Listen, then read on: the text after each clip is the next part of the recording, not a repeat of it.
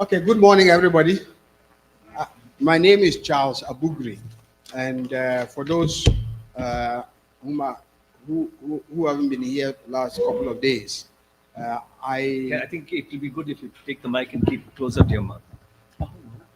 So, I am the executive director for Ideas. Um, I have the honor of doing three quick things today.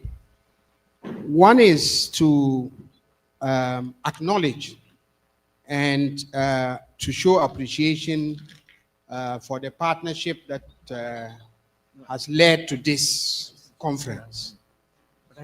Partnership with the Institute of Economics, the partnership with Perry at UMass, and to thank all of you who have been at the forefront of helping with the logistics and the intellectual work and helping us to identify people who to participate in this conversation in the next few days. So thank you very much. We are looking forward to continuing this collaboration into the future. Secondly, I want to say a couple of things about ideas. And is that better now? Yeah. And another quick things about ideas. Um, and to acknowledge um, some of the founding members of Ideas. First, Ideas will be 25 years old next year. Are we? yeah, that's fine. Okay.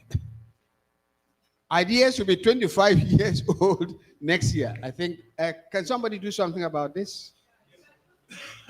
Yeah. No, I'm not supposed to do it. It's Yeah. it's here, sitting here. You're not supposed to be doing what you're doing. Okay, so are we connected online?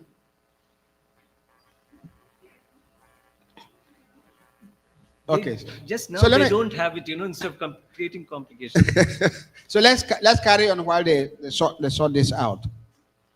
25 years ago, a Malawian, an African economist, who was then at um, the head of the UNRISD, the United Nations Research Institute for Social Development, convened a conference in South Africa um, to, on the theme of rethinking development economics. As you can imagine, 25 years ago, 24 years ago, 2001, was at the pinnacle of neoliberalism.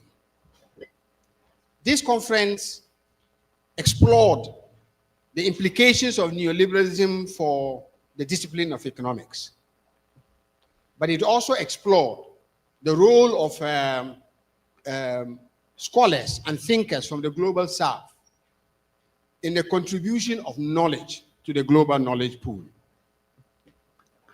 Following this conference, a number of people got together who were at the conference and basically created ideas as a global south-led network to promote heterodox thinking and approaches to economics. So let me just acknowledge a number of them. The first is Thandika, as I said, who died 5 years ago. We are hoping, of course, to keep Thandika's name alive in one form or the other. The second is Maria de Conceição. Forgive me for my lack of Portuguese pronunciation. De Tavares, who also passed away a year ago. The third person I would like to acknowledge who is here is Anasilia, who would be chairing a panel in the afternoon. Martin Abelis, who is a seller, ECLAC for English-speaking people, who is also here. And Carlos Maduros, who is not here. And finally, Franklin Serrao. The earlier group of people that gave life in the Latin American context to ideas. The founding chairperson, Jomo Kwame Sundaram, is around, spoke yesterday and will speak. Professor Jayato Ghosh is around, and many of you know her and would speak. And Professor Chandra Sekar, whom I will introduce briefly in the next phase. Our purpose is to continue to facilitate a South-South exchange of knowledge, to groom a new generation of critical thinkers, and to find ways to channel our thinking into ongoing public policy debates. We are looking forward to engaging all of you in this journey going forward. I now have the honor of introducing the first speaker for today's discussion. The theme of climate financing is a theme that Ideas and Perry have approached several times, including a conference that we held on the back of Brazilian presidency of the G20 in Rio last year. But in this conference, we would like to look at climate financing from a new angle in the context of new geopolitics, in the failure of old institutions, and in the context of thinking through innovations for climate financing.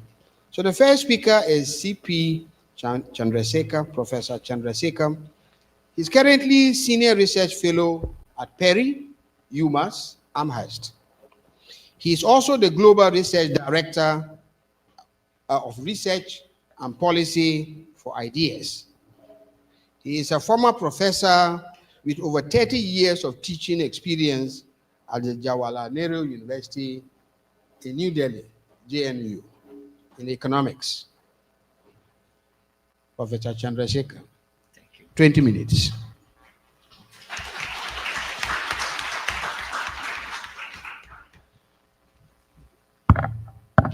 Okay. If you don't mind, I'll be sitting while I. Okay, this to start with, thank you, Charles. And this is to say that I'm the first speaker, not because of the fact that I deserve this position of being the prime speaker, but only because of the fact that I just wanted to introduce some of the thoughts which went into our decision to choose this as a theme and to organize this conference. We had done earlier a conference on debt justice, and we needed to extend it to look at issues relating to climate finance. And that's why we are all here today.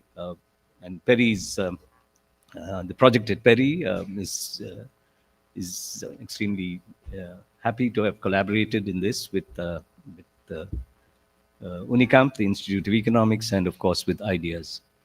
Okay, so to start with, what is the context of innovative finance? Because, as you know, that's the central theme of this conference. The context to start with, of course, is the fact that we live in a world where there are these huge volumes of liquidity being intermediated by the world's financial system. In 2023, bank assets were about 189 trillion, of other financial intermediaries another 154. And then you have that which goes through the pension funds, the insurance companies, other public finance institutions, etc., totaling almost 500 trillion is the amount which is being intermediated. Compare that with world GDP, it's about 105 trillion or less than a quarter. And the wealth of the wealthiest, 1%, is around 50 trillion. So that's the kind of context we're thinking of. And if you look at it in terms of what happened over a period of time, the blue and the black in that is the extent intermediated by the banks and the financial intermediaries. And you can see that that's where most of the liquidity is channeled through. So if you look at it in terms of the pure volumes of finance that are circulating in the world system, there is no problem, it appears, in actually finding the trillions which people speak of for climate finance. Now, what is the challenge? The challenge is that because we have a rather belated recognition of the seriousness of the climate crisis, There's need for not merely large-scale mobilization of resources, but also quick deployment of these resources. So you have, of course, varied estimates. We don't even have a clear definition of what constitutes climate finance needs. But definitions vary from about 5 trillion to more liberal estimates of about 9 trillion, which is needed every year. Particularly, most of these estimates relate to what you need by 2030. The flow amounts to about not not too much, about a little more than between 1 and 2% of the stock of global financial assets at any given point of time. And an overly positive estimate from the Climate Policy Initiative of total climate finance in 2023 was placed it at around 2 trillion. So, and a close to a trillion of that is the estimated increase of climate finance. And we can see immediately the problems of the kind of definition which were used, which makes intertemporal comparison extremely difficult. That it wrote that 1 trillion of this actually came, the increase came between 2020 and 2023, and compare all of that with the so-called Baku effort of trying to mobilize adequate flows of climate finance through all sources, public, private, multilateral development banks, etc., which was promised besides the 300 billion by 2035, which was promised in Baku, was that there'll be an attempt to try and mobilize 1.3 trillion. That's the kind of comparison which we have, relative to 5 to about 9 trillion, which some say are needed.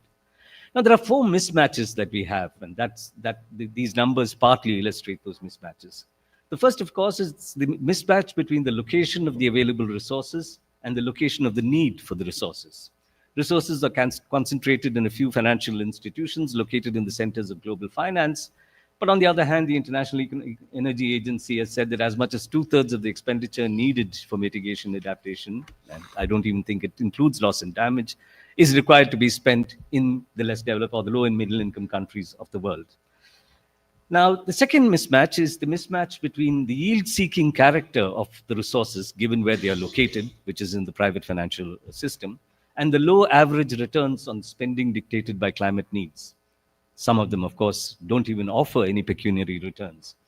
So while some components of mitigation finance, such as investments in renewables, can yield profits even when the services are provided at prices which are competitive from traditional sources of energy based on fossil fuels, other expenditures are likely to be low margin or even zero return expenditures. This would be even more true, obviously, of finance for adaptation and, of course, finance to compensate for loss and damage. So realizing the social benefit would need public funding if you really take into account the kind of returns which are possible across different areas of climate spending. But according to the Climate Policy Initiative, if you take the estimates seriously enough, the 1.9 trillion for 2023 included 1.3 trillion from private sources. Only about 0.6 trillion actually came from public sources. The third mismatch is between responsibility and commitment. The unwillingness of those responsible to deliver, to deliver on their obligations based on the polluters must pay principle. We know that North America,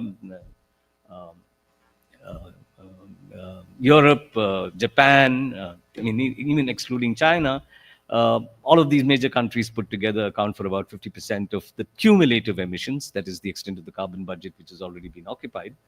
And therefore, it's very clear that we need them to contribute if the polluter pay principle operates. So there must be flow of grants and concessional finance given the low or zero returns from Annex 2 countries, which exclude the economies in transition. And that's what makes the CBDRRC central, the whole idea of combined but differentiated responsibilities and respective capabilities. But what do we have? We have promises of transfers moving from about 100 billion by 2020, which is what was offered at Copenhagen, from the north to the south, that is, to about 300 billion by 2035. You allow for a 4% rate of inflation between 2020 and 2035. We're really talking in real terms, inflation-adjusted terms, of moving from 100 to 180 billion. So that really we're talking about, the real value of the pathetic amount which has been offered at Baku is even far less. Finally, there is a mismatch between conducive spending channels and the direction of resource flows. The state is the best channel for the location of the resources to facilitate discretionary spending for social benefit. But there are ideological obstacles in the current neoliberal environment to the transfer of those resources to the states and to the states' use of such resources. There's opposition both to taxation, because the dominance of global finance doesn't actually approve of increases in taxes, particularly on financial income and wealth. And of course, there is the whole idea of an opposition to proactive fiscal policy on the part of finance, which, given the context of a large amount of this finance being located in sub-centers of finance in the low and middle income countries, that gives rise to the fear of capital flight, so that we have austerity measures or deflationary stances characterizing budgets across the world. And therefore, the rise of finance, even though there's so much of finance floating around, so much of liquidity floating out, the rise of finance limits domestic fiscal space for governments, which are the conducive channels for undertaking these kinds of discretionary expenditures. And it also, on the other hand, places demands on available resources, because there is considerable amount of implicit and explicit transfers which occur from the state to the private sector as part of the kind of regime of accumulation that we have in the age of finance. Now, I'm very briefly, what are the kinds of means of mobilization? So of course we know you can have direct and indirect taxation measures at the national as well as the global level. We are talking about global tax agreements, which are proving too hard to actually get to at a reasonable level of taxation.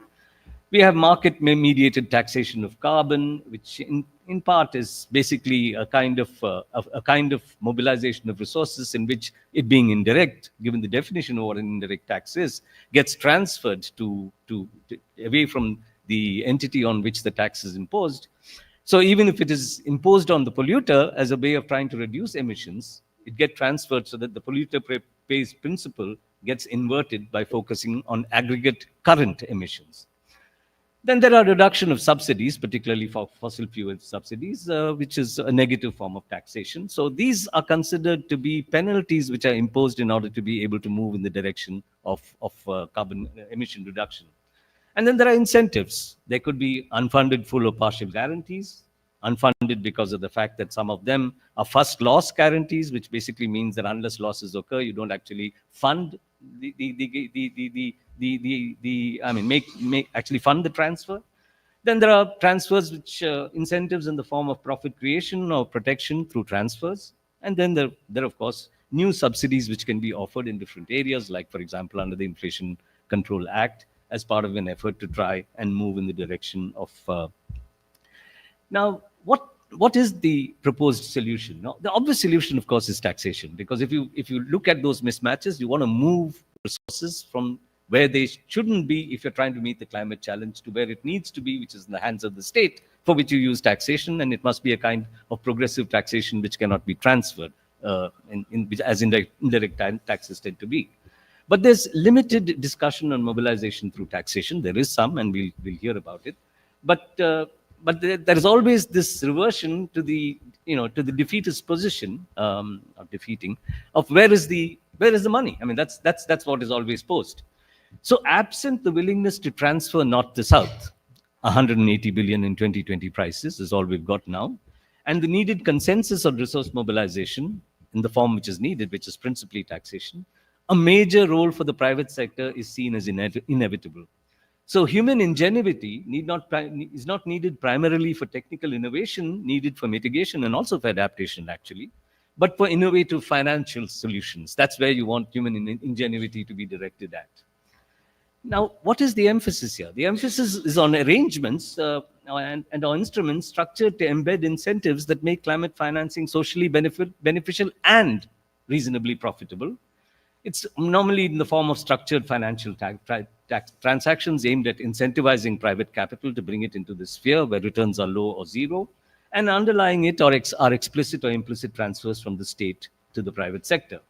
There are many forms: viability gap funding, part coverage of capital expenditures, which, as we know, leads to what's called gold plating, or the exaggeration of capital costs; guarantees to help catalyze climate financing, like credit enhancement or partial credit guarantee schemes; the use of debt for for nature swaps, which is actually using traditional aid for purposes which are supposedly climate friendly, etc. And these are just some examples that I'm saying of the ways in which you want this to operate, and the notion of blending of public and private. Now, the problem is, of course, firstly, that it's not clear what is innovative in these forms of financing. They existed in some forms in the market and have been appropriated from the market and converted into forms of ostensibly innovative climate finance. The second thing is, we know that there is a problem with innovative financing. It took a global financial crisis, which precipitated the Great Recession and almost a Great Depression, for arch conservative Paul Volcker to realize that the most important financial innovation he has seen in his lifetime, in the past 20 years, he said, is the automatic teller machine. He said, what is the other financial innovation which we know of, which has actually contributed anything? And we know that financial innovation and engineering famously gave us the opaque and toxic structured assets that led to the global financial crisis. So what is happening is climate finance possibly, and of course I'm sure there would be other opinions, is being similarly rendered opaque. Now, there are many costs associated with this, and I don't want to spend time on this slide. But basically, what we have is, because they are structured transactions, we have multiple players from the private sector who are involved in structuring these layered transactions, and each of them has a fee or a commission to be paid. Who charges a fee or a commission, so that even if you take debt for nature swaps, for example, the amount which is taken out of the transaction by the private operators who structure the transaction, who actually don't finance the transaction, is considerable. So there is a cost involved with this so-called, besides the fact that it is a problematic concept in itself. And there are some potential adverse aspects which people have pointed to, because the ratio of private capital mobilized to public resources expended is not significant and economically defensible. The subsidy implicit in many of these interventions is not transparent or reasonable, if transparent. Public resources get diverted to de-risking public-private partnerships, which substantially curtails the resources needed for projects which give immense social benefits, but the private sector will not participate in, because of the fact that the returns are near zero or zero itself.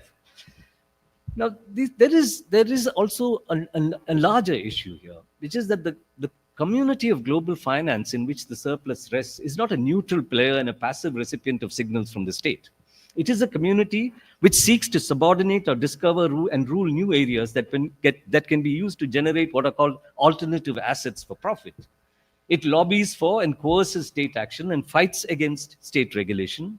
Blended finance, though designated in a manner that conveys equal partnership, tends to be defined in ways that gives private capital the upper hand. It, in fact, also implicitly calls for regulatory forbearance, the state not to look over the shoulders of these innovators in the world of finance. So there is no innovative regulation of state-supported projects and there is, of course, no real innovative finance as well. Now, this attempt to try and subordinate climate finance to the interests of profitability of finance capital itself comes through in many ways. Take the case of the environmental and social and governance goals, financing with ESG goals. We know that many insiders, like, for example, Tariq Fancy, has argued that this is just duping the public. This is insiders. They say that ESG bonds do not always offer lower interest rates, and they're not some things which, because of the fact that there are people who actually want to feel good that they're putting their money into something which does good for the planet and generates public goods, are willing to take lower returns, and therefore you can put out bonds in which the interest rate paid by developing countries is going to be less. That is not true. Projects which meet ESG goals would inherit, given the nature of climate finance, for example, would inherently be low profit projects. So, but on the other hand, if ESG financing delivers high returns, which is what we see in markets, you end up with a situation where you're saying that obviously this is not going into those kinds of projects. There is some kind of washing going on here. And the point is, evidence to the contrary is constantly being manufactured. We have these ESG compliance ratings, which are non-standardized, and they're used to back these claims that goals are being realized. And the success of ESG funds is finally getting measured in terms of the kind of returns, higher than benchmark returns, and large bonuses to fund managers, which those kinds of instruments yield. Take also the case of market-mediated regulation. Take carbon credits, for example. either of the ETS type, where the credits are allocated, as we have in Europe, or generated by private parties like Trafigura or Vera, because the demand for supply of these credits are the ones which are expected to raise prices and which allow the value of 1 unit of an allowance to be give you the right to emit one ton of carbon dioxide. And it was argued, for example, even by Stern and Stiglitz in 2017, that even if there is substantially enhanced carbon emission reduction, you're really going to end up with a situation where the carbon price would go to about $100 a unit. Now, in practice, the price of credits rise not because of excess demand for these credits, but they essentially rise because because of the entry of financial firms. Morgan Stanley, Goldman Sachs, JP Morgan, all of them are playing in the carbon credit markets. Whenever there are any prospects of any tightening or easing of emission regulations, we you know that drives investor interest in one way or the other, and you therefore have this volatility in the price of carbon credits in the market. It really has become another instrument which has been subordinated by finance in order to be able to generate returns for finance capital, which dominates the system. So the thing is, we must recognize that deregulation-driven burgeoning of finance, what did it do? It untethered finance from the real economy, and that has resulted in a faster expansion of financial activity, financial profits, and financial wealth relative to surpluses from production and real wealth. So therefore, there is a constant need to create new assets that must validate this huge amount of financial wealth, well in excess of real wealth that has been created. And one of the ways is you find new kind of assets which can validate that financial wealth. We should not allow the conversion of the race to invest in means that prevent global warming and mitigate the effects of that warming that is underway into alternative assets for financial speculation. That must be prevented. The point is that the state is not neutral, and I don't have time, but let's just quickly take two cases. Take Bitcoin. Bitcoin was dumped by Trump at one point of time, saying that no, this is a useless asset. It's not an asset at all. Till the last election campaign, in which the crypto industry put so much money through PACs into the campaign that when he came in, he wanted to make America the crypto capital of the world. You take somebody like Jamie Dimon, he basically said that this is no good, and yet at the end of it, we know that now Jamie Dimon has agreed that crypto assets can actually be used to back different kinds of lending, to serve as collateral for different kinds of credit. So you basically have this change, and why did the change come? The change came because the Trump and family are deeply enmeshed in the industry with meme coins, a cryptocurrency miner like American Bitcoin, etc., and therefore there's been a change. But on the other hand, because of their attack on climate, because of the climate science denial and their attack on climate-related projects, we've seen that earlier attempts to bring finance in, like GANS, the Glasgow Financial Alliance for Net Zero, has just wound up. It's just collapsed. So when the state is for something, it becomes an asset which works. When the state actually is critical of something, as is the case with climate finance assets currently, it doesn't seem to work. So the state is not a neutral actor, and what we need to do is to find ways of having alternative regulation. What is needed is innovative regulation of private finance, not really innovative finance itself. Thanks.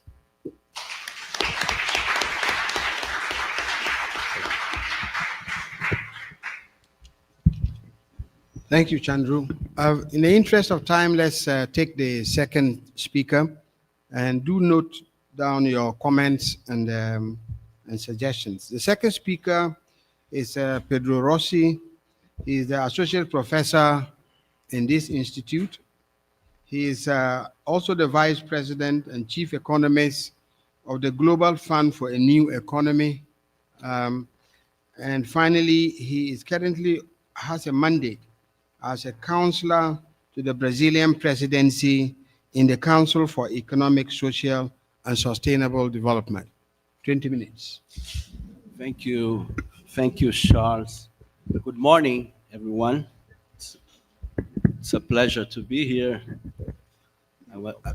I would like to thank the organizers, Unicamp, Bruno, Ideas, Perry, Charles, Chandru, Jayati, thank you for the invitation. And I have to say, I have a great admiration for Ideas Network.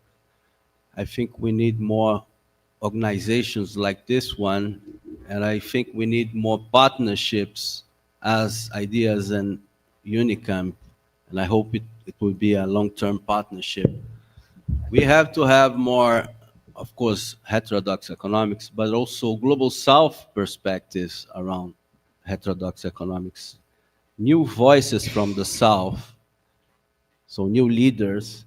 And I think Unicamp has a long history. Unicamp is the school of development and has a long tradition, but also is delivering new leaders, new researchers. I'm seeing here Marcos Vinicius, my friend MV, that was some years ago was sitting here in the PhD class, and now is sitting at the World Bank representing Brazil.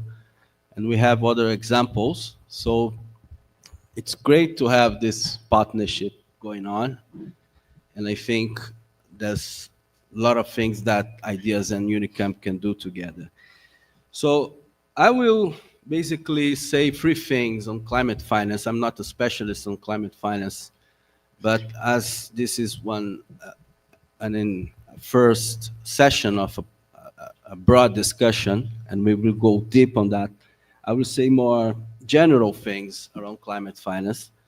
And the first thing I want to say, it's climate finance has to come together with a development strategy discussion, right? This is kind of obvious, but it's not obvious. Because if we look at the mainstream climate finance, and even if we look at the more progressive discussion on climate justice, we don't see that discussion in, right?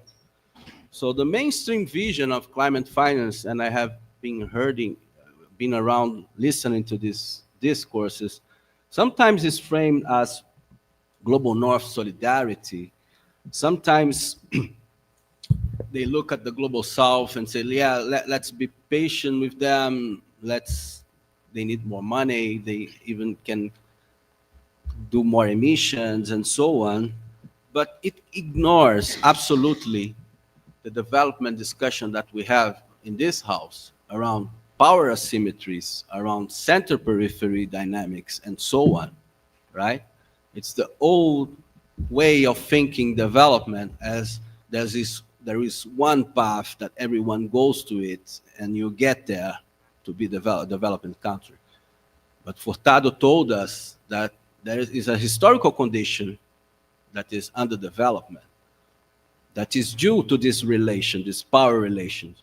So if we think about climate finance, we have to think, of course, around which liability it creates, which kind of debt and debt service, but also new forms of dependency that could come with that, right? Which kind of investment this climate finance creates, and which kind of import flows it creates in global south countries, right? Therefore, it can create new forms of dependency if it doesn't come attached to a specific development strategy. So this is the question. What does climate investment create in terms of import flows in the long run? And which kind of liabilities it does create, and debt service and so on. So this is an important question to be. And even if we look at the progressive climate justice discussion, which also is all around and it's very important to have, but sometimes they miss this point, and it's much focused on local communities protection, environment protection, without thinking development discussion, right? So the green colonialism discussion is very important, but it's not only about exploitation of resources and land and so on. It's also about this new dependency creations, how we can be far behind with a new wave of technology, and we can lose again the stage of history, right? We see globalization, we see some successful countries, and others are not, like Latin America. If you look at Brazil, the beginning of the 80s, we were more modern than South Korea in terms of technology, industrial stage, and so on. And we basically we are a loser of globalization, right? Latin America and Africa, basically, because we choose to get in this movement by the more financial side and not by the more tradable side, as is Asia and China, and you can talk about India, you guys. But I feel this, and I feel that there is a new wave coming in, and a new world order that will be made at some point, and I hope we will not be losers in this one, right? But this climate finance discussion is being made in a way that doesn't open those doors, right? So, and I feel like we have to dialogue with this discussion of green colonialism and say that there is no contradiction between protecting local communities and environments and ecosystem and pursuing development and structural change, right? We have to deliver both. The real development strategy should deliver both. And there's no way of environment preservation without changing the logic, right? Without changing the structure, without changing the way we produce, we do consumption, and so on. So this is the first point I want to make. I just remember there is a phrase attributed to Chico Mendes. Chico Mendes was an activist that was murdered in Brazil in the 80s. And I don't know if he said that, but people say he said that ecology without class struggle is gardening, right? I would say that climate finance without a development strategy discussion, it's green colonialism, right? So we have to think about development, right? About value chains, about long-term import flows, and so on. So this is my first point. My second comment I want to make is that we need to think about the fiscal boundaries in climate finance and make the difference about the real boundaries and the imaginary boundaries, right? The one we should demystify. And this is absolutely important when we think about public climate finance. When we think about public finance, it's basically the way we want to organize resources. What do we want to invest collectively? From who we take and where do we invest, right? If we want to bring more money from the rich to the poor, from the old, the young to the old, or to build bridges or to build a school, this is a political process, right? Those are choices that we made. There's no technical constraint for that. The constraint are the resources we have, right? And each country have its own resources. I used to say a lot that Brazil has no scarcity of resources. There's no limit for us to use well the resources. We have a really unequal distribution of those resources. So we can use much better, we can finance a lot more of green investments if we change the logic we think about public finance, right? And of course, we have to look also on the real constraints, which are the external constraints.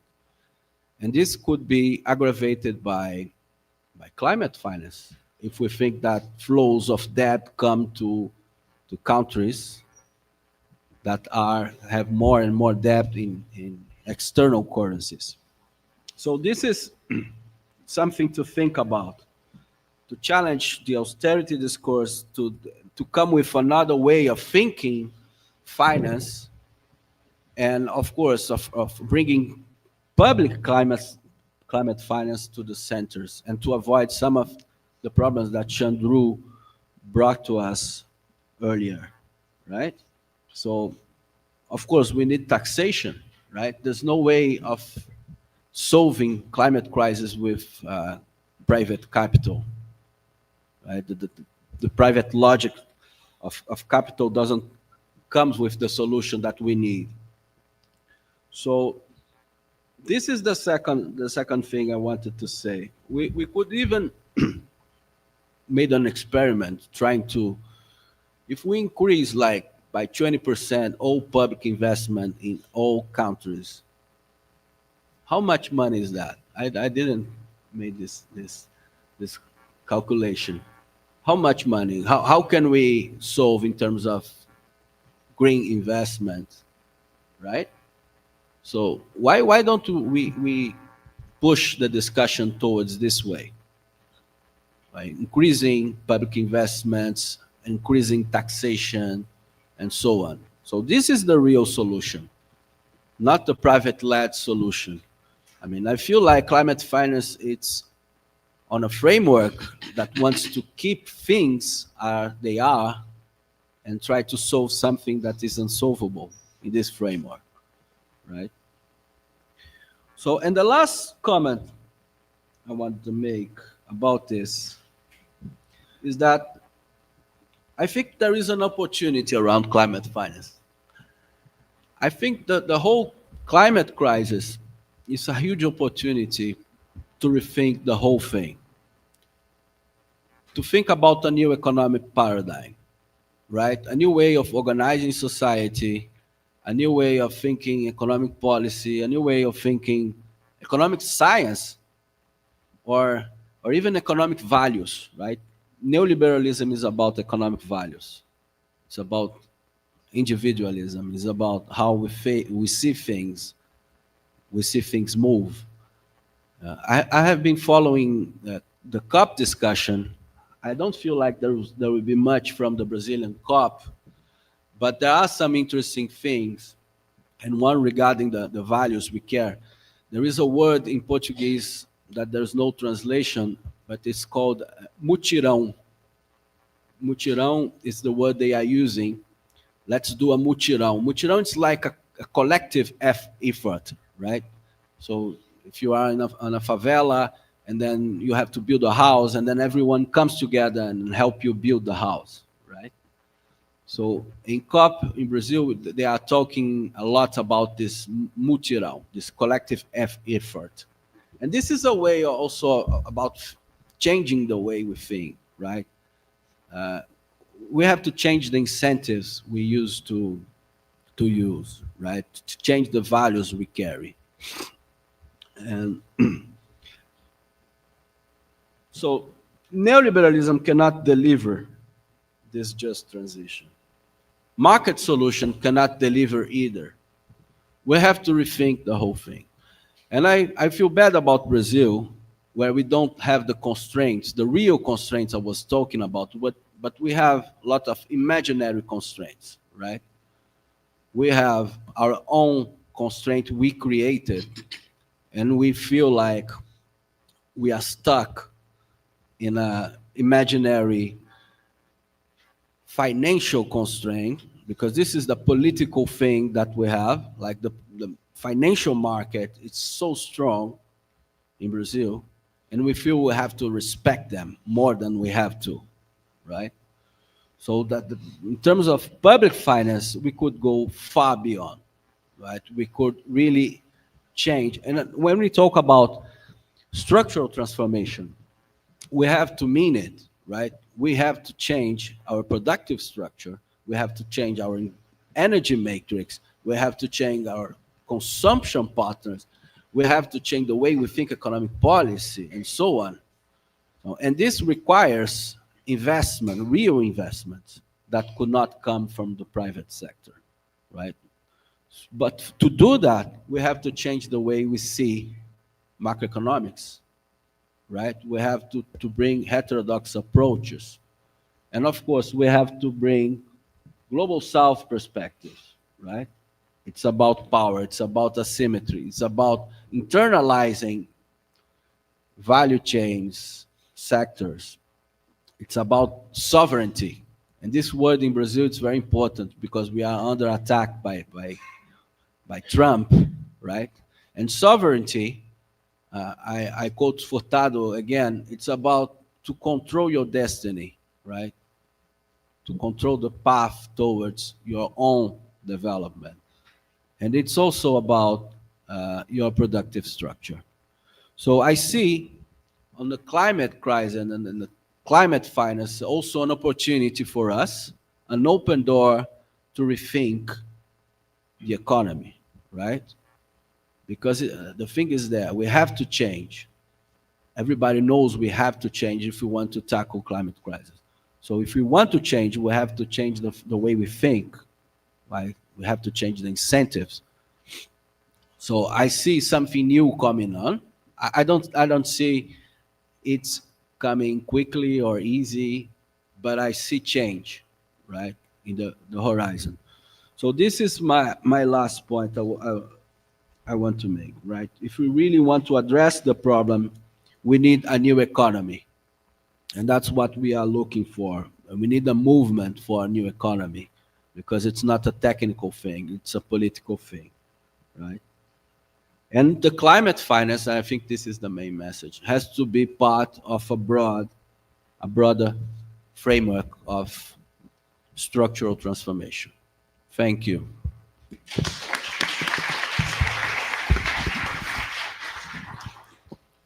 Yeah. Thank you very much, Pedro, and thank you very much, Honorable.